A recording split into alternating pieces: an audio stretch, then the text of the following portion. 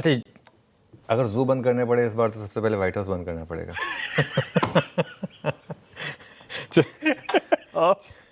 चलिए देखिए cues setup पर आते हैं। आज का सेटअप जो है, आज थोड़ी सी एफआई की सेलिंग कम हुई है, 2800 करोड़, और डीआईएस की बाइंग है 3800 करोड़ की। हालांकि डीआईएस की बाइंग में वॉल्यूम बहुत ज़्यादा है क्योंकि वो निफ्टी की रीबैलेंसिंग शामिल है इस वजह से। लेकिन वो बार देखिए आप, फ्राइडे का नंबर और मंडे का नंबर कंपेयर करेंगे। फ्राइडे को 5600 करोड़ की सेलिंग थी, 5688, इसका आधा होता है 2844, और कल की सेलिंग है 2832, एग्जैक्ट आधा, एग्जैक्ट आधा।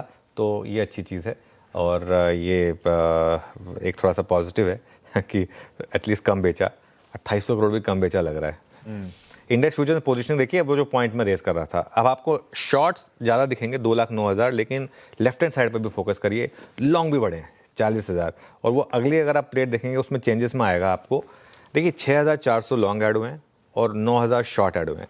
तो टेक्निकली सिस्टम में 3,000 शॉर्ट ऐड हुए हैं, टेक्निकली 3,000 शॉर्ट ऐड हुए हैं, लेकिन परसेंटेज के हिसाब से कल 40% लॉन्ग ऐड हुए और 60% शॉर्ट ऐड हुए, जबकि ओवरऑल परसेंटेज हमारा 85% के करीब। तो इस वजह से मैं ये बात कह रहा था, और ये आपको थोड़ा सा इंडेक्स फ्यूचर्स के डेटा में भी दिखाई देगा, कम बिका है इंडेक्स फ्यूचर में, बिका है फिर भी 528 करोड़। स्टॉक फ्यूचर में बाइंग है करीब करीब 3800 करोड़ की। तो अगर आप index future plus stock future plus cash कर दें डायरेक्शनल के हिसाब से, तो कल एक्चुअली नेट नेट एफआईएस का माइनर कैश है मार्केट में, स्मॉल मर्सीज। और इसके अलावा अगर आप इस पर आए, विद इन इंडेक्स फ्यूचर्स आए, तो निफ्टी फ्यूचर में 740 करोड़ की सेलिंग है, और बैंक निफ्टी में करीब 58 करोड़ की बाइंग है।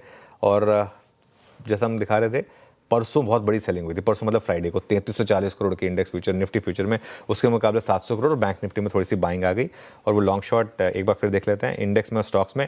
इंडेक्स में चलो फिर भी आप एक बार देखेंगे कि नेट नेट शॉर्ट ऐड हुए हैं। स्टॉक्स में देखिए आप, कल 27,000 लॉन्ग ऐड हुए हैं और 30,000 शॉर्ट कवर हुए हैं। ये थोड़ा सा एक, इसमें क्या होता है ना, एक और चीज़ होती है, इसमें बहुत कुछ आर्बिट्राज अनवाइंडिंग भी होती है, एक्सपायरी -1 डे पर और एक्सपायरी वाले दिन, ये थोड़ा सा उसका भी फैक्टर होता है स्टॉक फ्यूचर का। लेकिन लॉन्ग शॉर्ट का वो जो ग्राफ है, वो परसों जो काफ़ी गिरा था, वो थोड़ा स्टेबल हुआ है, और परसेंटेज टर्म्स में 14 से अब हम 14.3 से 16% पर आए। परसेंटेज टर्म्स में हम एक्चुअली बहुत पिछले कुछ समय में हाईएस्ट नंबर पर आ गए हैं। भले ही वो नेट शॉट आपको अभी भी ज़्यादा दिखेंगे। बहुत लोग कहेंगे कि 24 सितंबर को हम 14% लॉन्ग पर थे, फिर भी सिस्टम में 1,45,000 शॉर्ट थे। कल हम 16% लॉन्ग पर आ गए, फिर भी सिस्टम में शॉर्ट ज़्यादा है, क्योंकि नेट जो ऐड हुए हैं वो लॉन्ग और शॉर्ट कल दोनों ऐड हुए हैं। इस वजह से ये डेटा आपको इस तरीके का दिखाई देगा। आप इंडिया वेक्स फ्लैट था कल, पुट कॉल रेशो भी फ्लैट था, 0.71 वर्सेस 0.63। समान कैपिटल बैन से बाहर आया, लोगों को पोजीशन बनाने का मौका देने के लिए, उसके बाद फिर बैन में आ गया। मुझे समझ में नहीं आया इस स्टॉक को क्यों वापस लाया गया। एक बार जब समान कैपिटल लेकर आइएगा वापस, इस स्टॉक को क्यों एफ&ओ में वापस लाया गया, मुझे कोई ये समझा दे। इसकी प्रीवियस हिस्ट्री देख लीजिए, जब ये इंडिया बुल्स हाउसिंग फाइनेंस हुआ करता था, 30 में से 31 दिन ये बैन में रहता था। एक दिन मैंने एक्स्ट्रा ऐड कर दिया, और उसके बावजूद मतलब निकाला गया एफ&ओ से, और सही कारणों से निकाला गया था। अब वापस लेकर आ गए, और वापस इसमें वही कहानी शुरू हो गई। इसमें पता नहीं, मुझे समझ में नहीं आता किस तरीके की ट्रेडिंग होती है। इसका एक हफ्ते का चार्ट देखिए जरा, समान कैपिटल का। देखिए, मैं I don't have anything against anyone, लेकिन इसका एक हफ्ते का चार्ट देखिए आप।